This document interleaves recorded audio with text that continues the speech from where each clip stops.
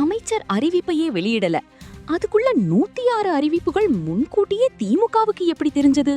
இதுதான் இப்போ தமிழக அரசியல்ல ஹாட் டாபிக். தாவேகா ஆட்சிக்குள்ளேயே தகவல் கசியுதா?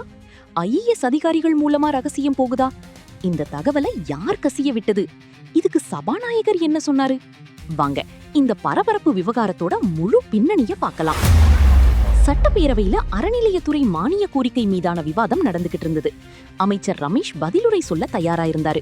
ஆனா அமைச்சர் வாயை திறக்கிறதுக்கு முன்னாடியே முன்னாள் அமைச்சர் சேகர் பாபு எழுந்து, இன்னைக்கு 106 அறிவிப்புகள் வரப்போகுது, அதுல எத்தனை அறிவிப்புகளை செய்து முடிக்கிறீங்கன்னு நாங்களும் பாக்குறோம் அப்படின்னு சொல்லிட்டாரு.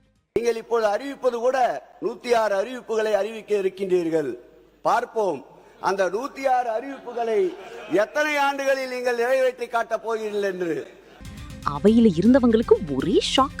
அதுக்கப்புறம் சபாநாயகரும் இதை கவனிச்சு, அமைச்சர் அறிவிப்பதற்கு முன்னாடியே காலையிலேயே 106 அறிவிப்புகள்னு எப்படி சரியா சொன்னாரு அப்படின்னு கேள்வி எழுப்பினாரு.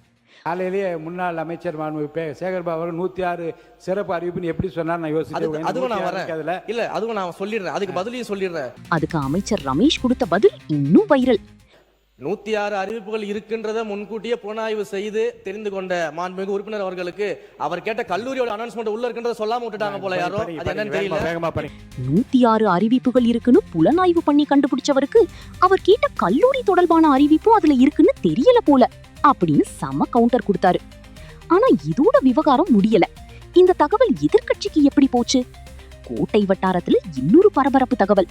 திமுக ஆட்சி காலத்துல சேகர் பாபுவுக்கு நெருக்கமான வட்டாரத்துல இருந்ததாக சொல்லப்படும் ஒரு ஐஏஎஸ் அதிகாரி இப்போ தாவேகா ஆட்சியில முக்கியமான 2 துறைகளை கவனிக்கிறாராம்.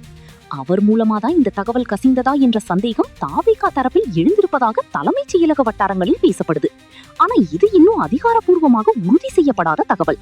சேகர் பாபு பேசும்போது 7 கோயில்கள்ல ஆடிட் பண்ணியும் உங்களால எதுவுமே கண்டுபிடிக்க முடியலையேன்னு கேள்வி எழுப்பியிருக்காரு. இத வச்சு பார்க்கும்போது அரசுக்குள்ள இருக்கக்கூடிய சில அதிகாரிகள் மூலமா ரகசிய தகவல்கள் திமுகவுக்கு கசியுதா அப்படிங்கிற சந்தேகம் தான் தாவேகா தரப்புல இப்போ பலமா எழுந்திருக்கு. இதுக்கிடையில அமைச்சர் ரமேஷும் தகவலை கசிய விடுறவங்க யாரா இருந்தாலும் கண்டிப்பா கண்டுபிடிச்சு நடவடிக்கை எடுக்கப்படும்னு எச்சரிக்கை விடுத்திருக்காரு.